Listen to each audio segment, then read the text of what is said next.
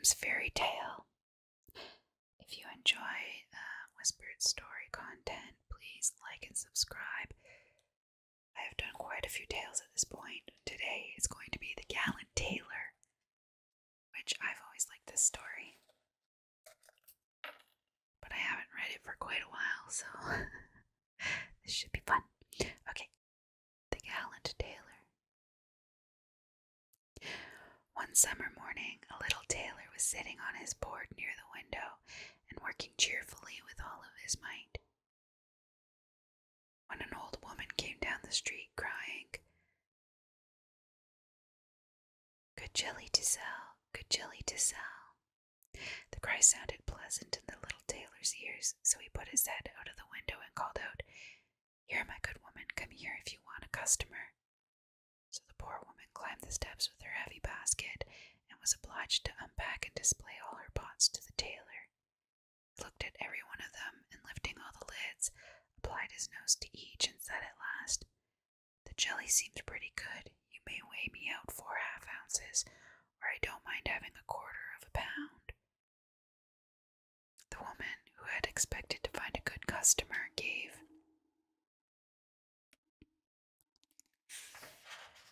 him what he asked for, but went off angry and grumbling. "This jelly is the very thing for me," cried the little tailor. "It will give me strength and cunning." And he took down the bread from the cupboard, cut a whole round of the loaf, and spread the jelly on it, laid it near him, and went on stitching more gallantly than ever. All the while the scent of the sweet jelly was spreading throughout the room, where there were quantities of flies who were attracted by it and flew to partake. "Now then, who asked you to come?" said the tailor, and drove the unbidden guests away. But the flies, not understanding his language, were not to be got rid of like that, and returned in larger numbers than before. Then the tailor, not being able to stand it any longer, took from his chimney corner a ragged cloth, and saying, "Now I'll let you have it," beat it among them unmercifully. When he seized and counted the slain, he found 7 lying dead before him. "This is indeed somewhat," he said, wondering at his own gallantry. "The whole town shall know this." So he hastened to cut out a belt, and he stitched it and put on it in large capitals, 7 at 1 blow. "The town, did I say?" said the little tailor. "The whole world shall know it." And his heart quivered with joy like a lamb's tail. The tailor fastened the belt around him and began to think of going for his worship. So he looked about in all the house for something that it would be useful to take with him, but he found nothing but an old cheese, which he put in his pocket. Outside the door he noticed that a bird had got caught in the bushes, so he took that and put it in his pocket with the cheese. Then he set out gallantly on his way, and as he was light and active, he felt no fatigue. The way led over a mountain, and when he reached the topmost peak, he saw a terrible giant sitting there, and looking about him at his ease. The tailor went bravely up to him, called out to him, and said, "Comrade, good day. There you sit looking over the wide world. I am on the way thither to seek my fortune. Have you a fancy to go with me?" The giant looked at the tailor contemptuously and said, "You little rascal, you miserable fellow." "That may be," answered the little tailor, and undoing his coat, he showed the giant his belt. "You can read there whether I am a man or not." The giant read 7 at 1 blow, and thinking it meant that the tailor had killed, felt at once more respect for the little fellow. But as he wanted to prove him, he took up a stone and squeezed it so hard that water came out of it. "Now you can do that," said the giant. "That is, if you have the strength for it." "That's not much," said the little tailor. "I call that play." And he put his hand in his pocket and took out the cheese and squeezed it so that the whey ran out of it. "Well," said he, "what do you think of that?" The giant did not know what to say to it, for he could not have believed it of the little man. Then the giant took up a stone and threw it so high that it was nearly out of sight. "Now, little fellow, suppose you do that."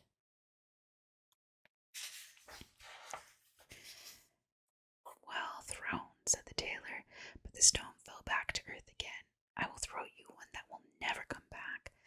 So he felt in his pocket, took out the bird, and threw it into the air.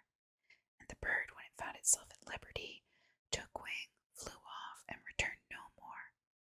What do you think of that, comrade? Asked the tailor. There is no doubt that you throw, said the giant, but we will see if you can carry. He led the little tailor to a mighty oak tree, which had been felled and was lying on the ground, and said, Now if you are strong enough, help me to carry this tree out of the wood. Willingly, answered the little man. You take the trunk on your shoulders, I will take the branches with all their foliage. That is much the most difficult. So the giant took the trunk on his shoulders, and the tailor seated himself on a branch, and the giant, who could not see what he was doing, had the whole tree to carry, and the little man on it as well. And the little man was very cheerful and merry, and whistled the tune. There were 3 tailors riding by, as if carrying the tree was mere child's play.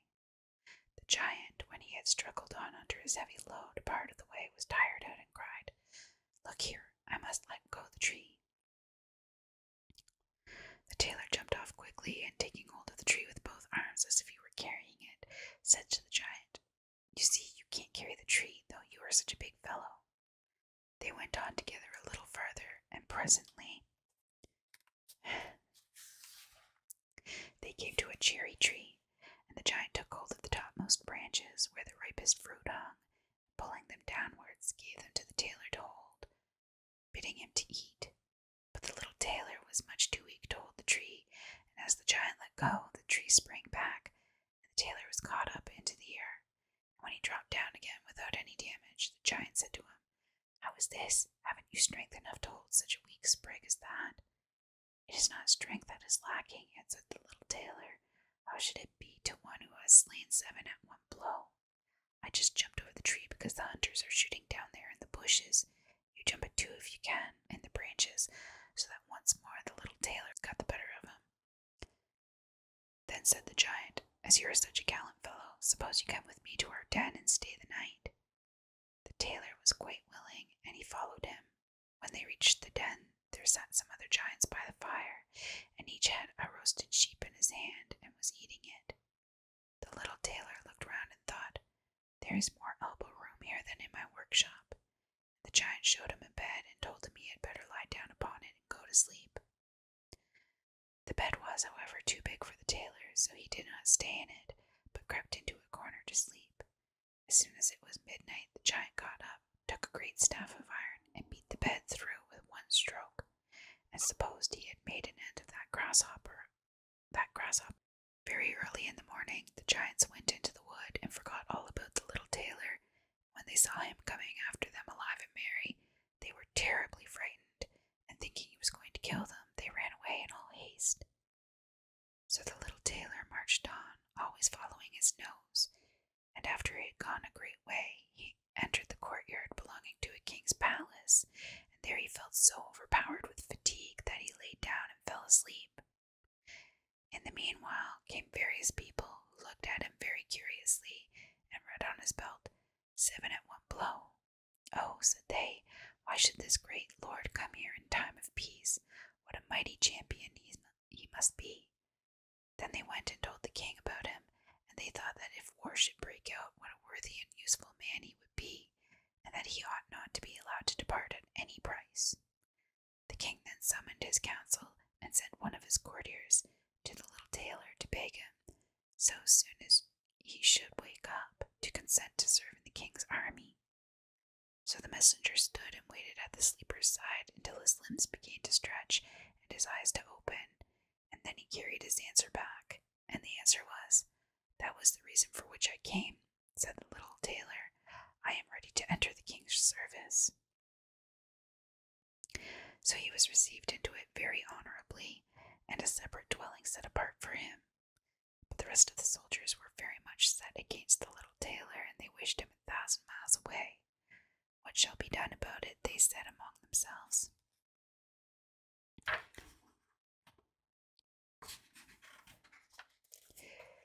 If we pick a quarrel and fight with him, then 7 of us will fall at each blow. That will be of no good to us. So they came to a resolution, and went all together to the king to ask for their discharge. never intended, said they, to serve with a man who kills 7 at a blow. The king felt sorry to lose all his faithful servants because of one man, and he wished that he had never seen him, and would willingly get rid of him if he might. But he did know he should kill all the king's people and place himself upon the throne. He thought a long while about it, and at last made up his mind what to do. He sent for the little tailor and told him that he was so great a warrior he had a proposal to make to him. He told him that in a wood in his dominions dwelt 2 giants who did great damage by robbery, murder, and fire, and that no man durst go near them for fear of his life. But that if the tailor should overcome and slay both these giants, the king would give him his only daughter in marriage, and have his kingdom as dowry, and that 100 horsemen should go with him to give him assistance. That would be something for a man like me, thought the little tailor. A beautiful princess and half a kingdom are not to be had every day. And he said to the king, "Oh yes, I can soon overcome the giants, and yet have no need of the 100 horsemen. He who can kill 7 at one blow has no need to be afraid of 2. So the little tailor set out, and the 100 horsemen followed him. When he came to the border of the wood, he said to his escort, "Stay here while I go to attack the giants." Then he sprang into the wood and looked about him right and left. After a while he caught sight of the 2. They were lying down under a tree, asleep, and snoring so that all the branches shook. The little tailor, all alive, filled both his pockets with stones and climbed up into the tree and made his way to an overhanging bough so that he could seat himself just above the sleepers, and from there he let one stone after another fall on the chest of one of the giants. For a long time the giant was quite unaware of this, but at last he woke up and pushed his comrade and said, "What are you hitting me for?" "You are dreaming," said the other. "I am not touching you." And they composed themselves again to sleep, and the tailor let fall a stone on the other giant. "What can that be?" cried he. "What are you casting at?" "I am casting nothing at you," answered the first, grumbling. They disputed about it for a while, but as they were tired, they gave it up at last, and their eyes closed once more. Then the little tailor began his game anew, picked out a heavier stone, and threw it down with force upon the first giant's chest. "This is too much," cried he, and sprang up like a madman, and struck his companion such a blow that the trees shook above them. The other paid him back with ready coin, and they fought with such fury that they tore up trees by their roots to use for weapons against each other, so that at last they both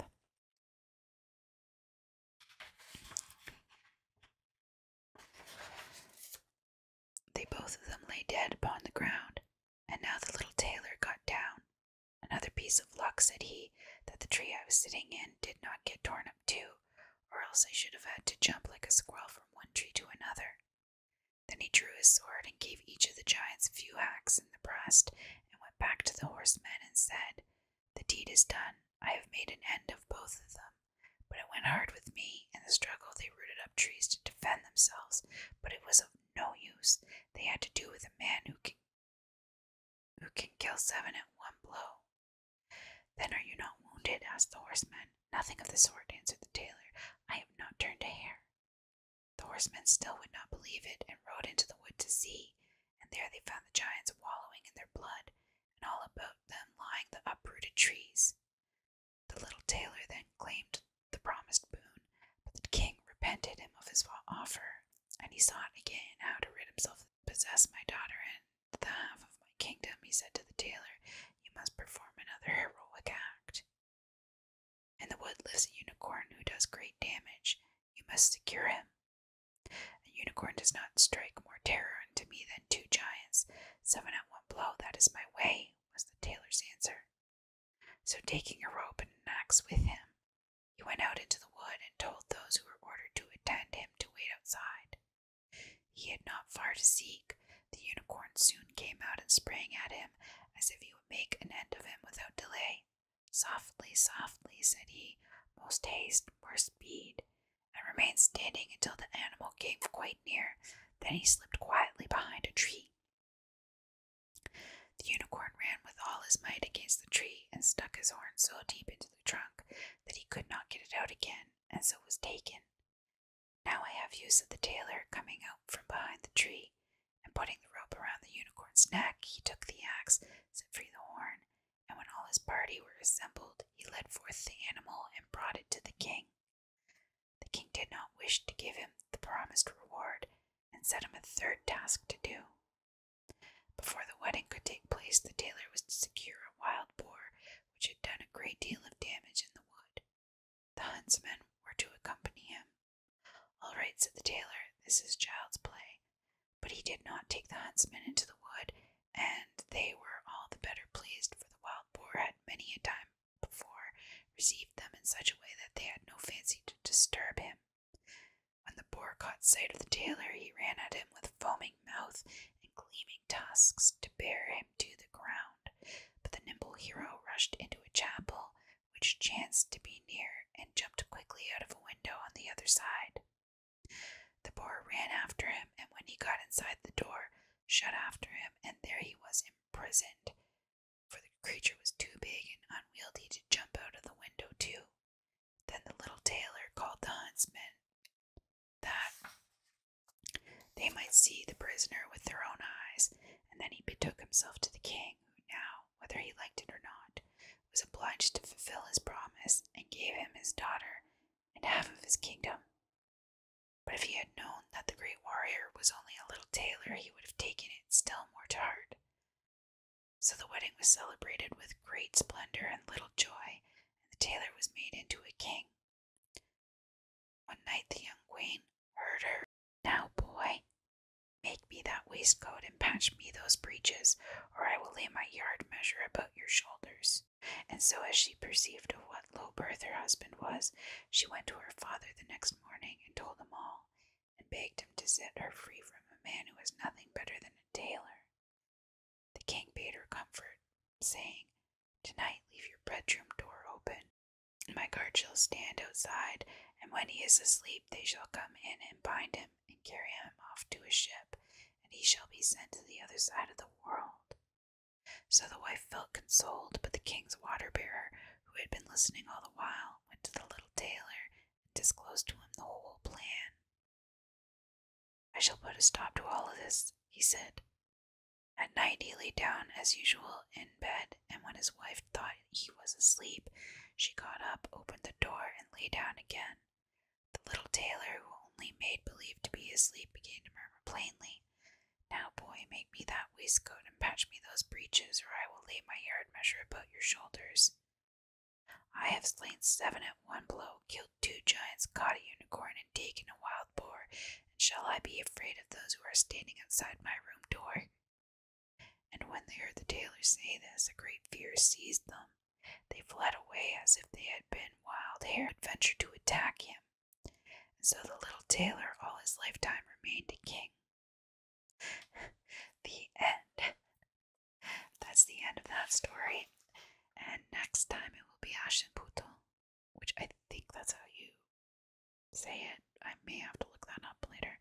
I don't remember this one, but that's the end for today anyway. So if you haven't liked or subscribed yet, make sure you do, and I will see you again soon for the next fairy tale. You have been watching ASMR Sleep. Don't forget to like and subscribe and hit that notification bell to get all future content. Thank you for watching. See you next time.